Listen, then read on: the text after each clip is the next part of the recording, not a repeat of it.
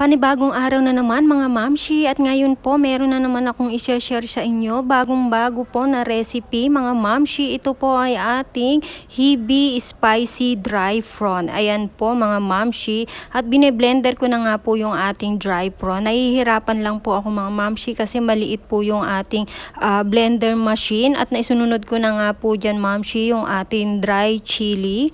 Tuloy-tuloy lang po natin ang pag-blender mga mamshi at susunod ko na nga po pala dyan yung ating sibuyas, bawang, luya at capsicum.